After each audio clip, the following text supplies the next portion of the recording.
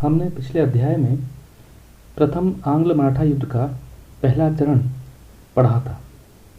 अब इसी के दूसरे चरण के अंतर्गत, जिसका आरंभ 1778 में होता है, अंग्रेजों ने रघुनाथ राव को पेशवा बनाने की दृष्टि से अपनी सेना की सहायता उसको उपलब्ध करवाई। इस समय तक पेशवा की मराठा सेना भी काफ़ी संगठित और शक्तिशाली हो चुकी थी। सिंधिया और होलकर, जो मराठा सेनापति थे, अपनी सेनाएं लेकर पेशवा की सहायता को भी पहुंच चुके थे।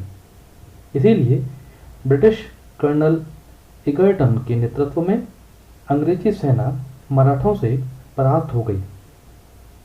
इस युद्ध के इस चरण में प्रारंभ होने का एक कारण यह भी था कि सखाराम बापू अंग्रेजों से जाकर के मिल गया था।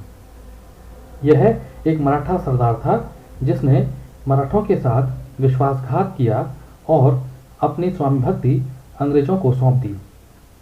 उसने नाना फडणवीस का विरोध किया और रघुनाथ राव के पेशवा पद की प्राप्ति का समर्थन किया।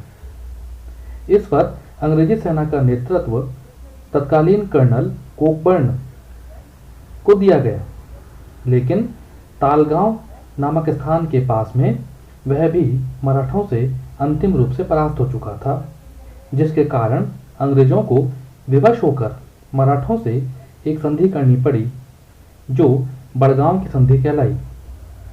बड़गांव की संधि मराठों के साथ 18 जनवरी 1779 में हुई।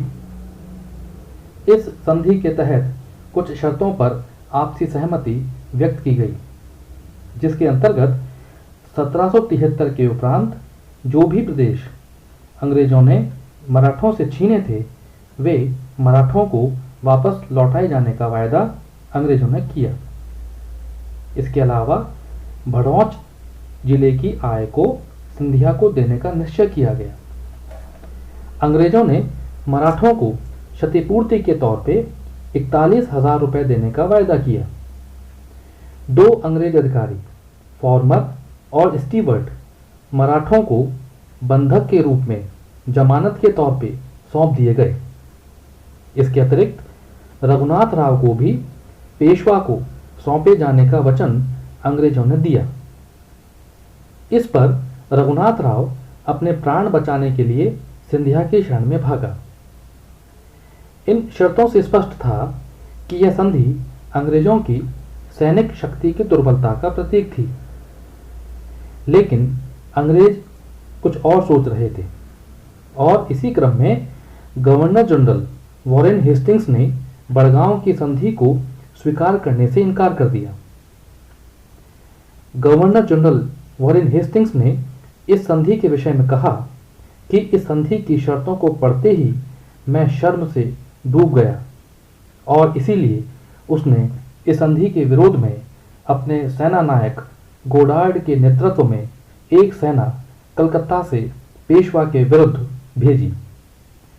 अनेक कठिनाइयों का सामना करते हुए वह सेना सूरत पहुंच गई। अप्रैल 1781 में उसके द्वारा पूना पर आक्रमण किया गया, लेकिन यह आक्रमण बिना पूर्ण तैयारी के था। दूसरी ओर नाना फडणवीस ने निजाम और टीपू सुल्तान को अपने पक्ष में मिला लिया और इन तीनों के गठबंधन ने अंग्रेजों का मुकाबला किया।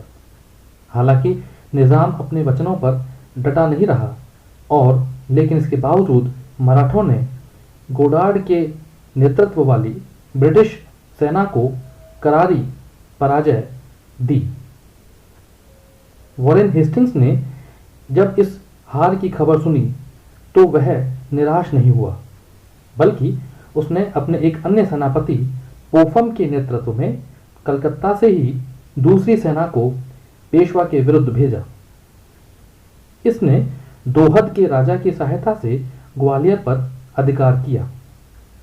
इस प्रकार उसने गोडार्ड की पराजय का बदला ले लिया, क्योंकि ग्वालियर महादजी सिंधिया की राजधानी थी।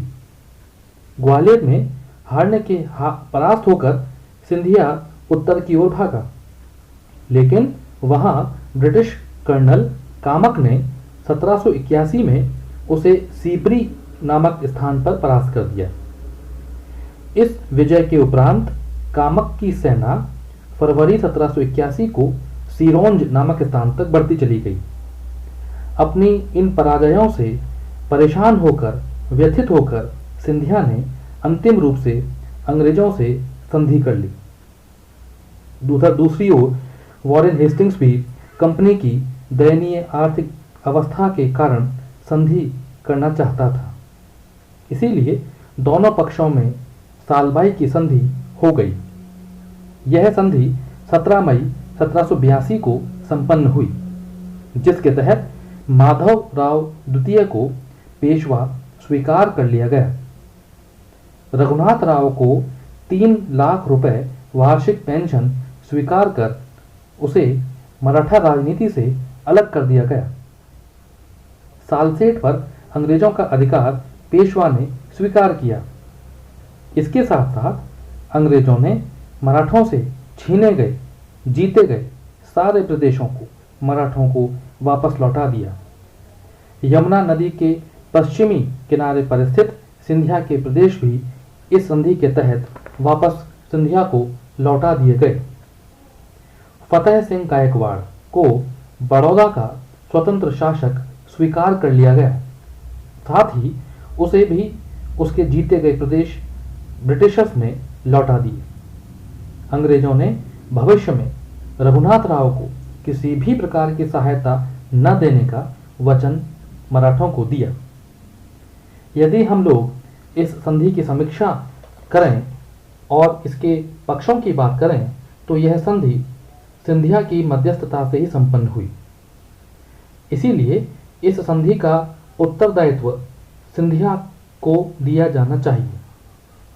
मराठों के दृष्टिकोण से यह संधि निम्न कारणों से मराठों को हानिकारक सिद्ध हुई प्रतीत होती है, जिसके अंतर्गत पेशवा माधव राव तक पूना समस्त भारत का राजनीतिक केंद्र रहा था, लेकिन इस संधि के उपरांत अब पूना का प्रभाव क्षेत्र अत्यंत सीमित हो चला।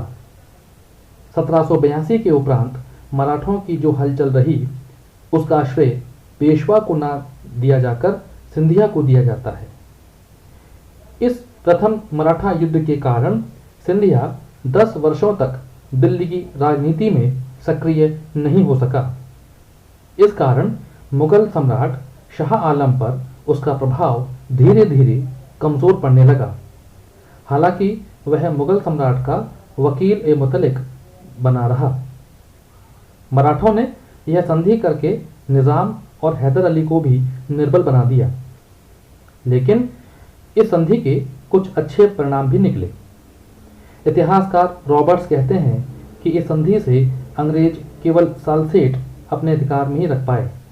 शेष जीते हुए प्रदेश उन्हें पुनः मराठों को लौटाने पड़े, जो ब्रिटिश कंपनी के लिए एक शर्म की बात रही।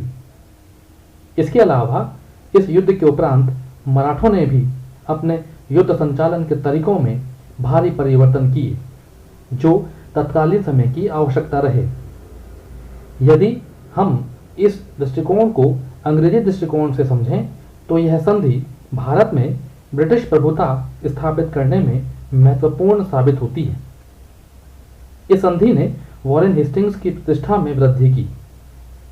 यह संधि करके वॉरेन हेस्टिंग्स ने 20 सालों के लिए मराठा और अंग्रेजों के बीच एक शांति की स्थापना की। इस संधि से अंग्रेजों को प्रादेशिक और आर्थिक लाभ का कोई विशेष फायदा नहीं हुआ, लेकिन इसके बावजूद भारत की तत्कालीन राजनीति में उनकी प्रतिष्ठा महत्वपूर्ण रूप से बढ़ी। इस संधि ने गायकवाड़ और सिंधिया को पेशवा के प्रभाव से भी मुक्त कर दिया। इस संधि के कुछ दूरगामी परिणाम भी हमें तत्कालीन राजनीति में दिखाई देते हैं। इस संधि से मराठों में सिंधिया की प्रतिष्ठा सर्वाधिक बढ़ गई।